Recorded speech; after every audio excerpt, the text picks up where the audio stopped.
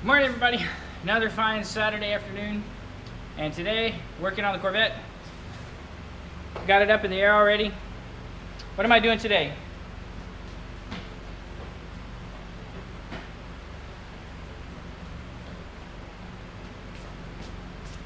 Fuel pump. I'm going to be putting in my high flow fuel pump.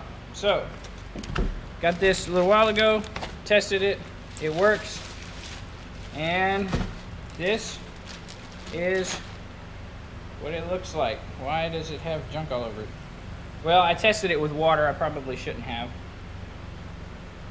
But anyhow, so there's the fuel pump. Outlet, inlet. It's roughly the same size as the Walbro that's in there. So don't know what I'm getting into. Don't know how long it's going to take. Never replaced the fuel pump on my Corvette before. There's nothing wrong with it right now. I just need one that flows more fuel for the turbo. So we got the wheels chalked right here. Good old-fashioned wood block. Some very large rocks. And it's jacked up just about as high as I can get it.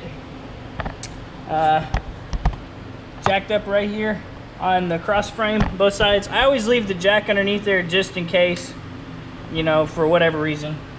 And then I don't have to go jacking it up 15 times. So here we go.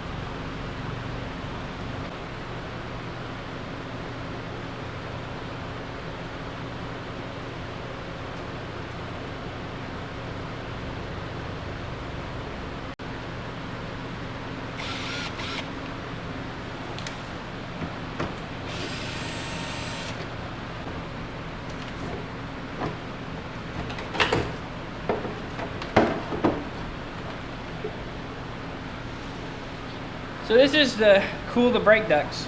It sits in there like this, air passes over, it gets sucked in here, and it goes out here, and it blows directly on your brakes.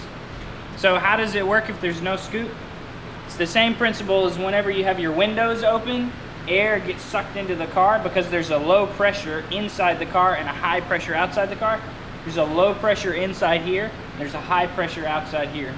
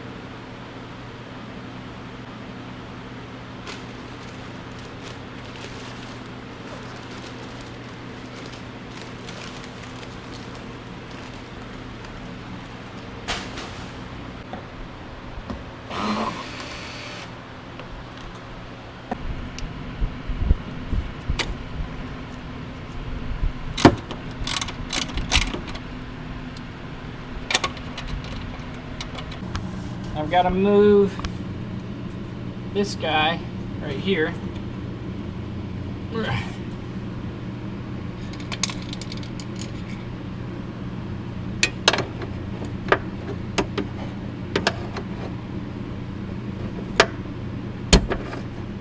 And then twist the clip.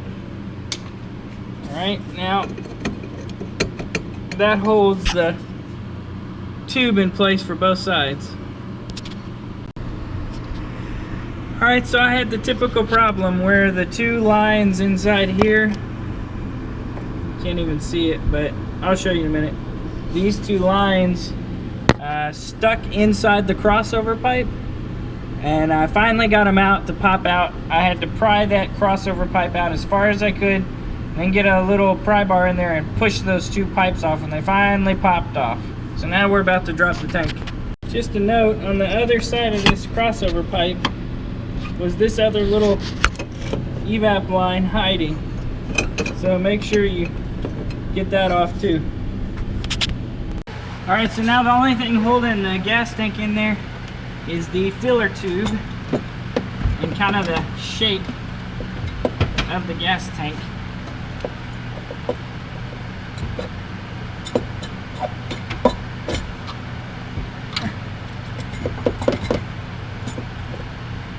Oh man, I'm gonna have to take the filler tube neck off.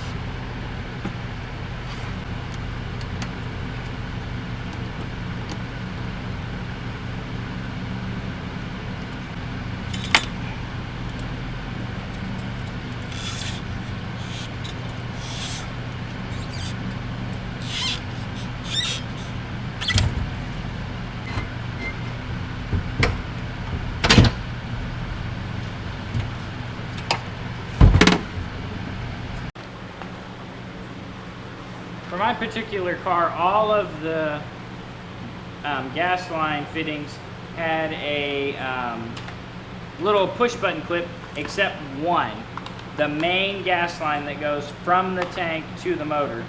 So I had to go get these little things, $10. I hated having to buy it because I'm only going to use it once in 5 years, but so slip this on, it expands right here. Slip this on and it pops it off. The problem that I was having was this guy was popping out and staying in that crossover tube, so I had to hold it out like this and then get a pry bar and pop it back. So we'll have to get it seated down in there correctly. I also have to make sure I get this O-ring in there correctly. So before I go taking the fuel pump off and everything, I'm gonna clean out all this dirt.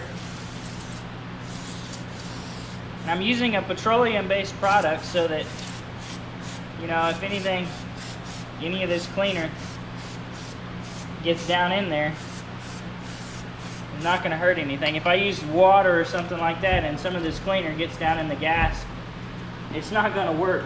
The car's not gonna start.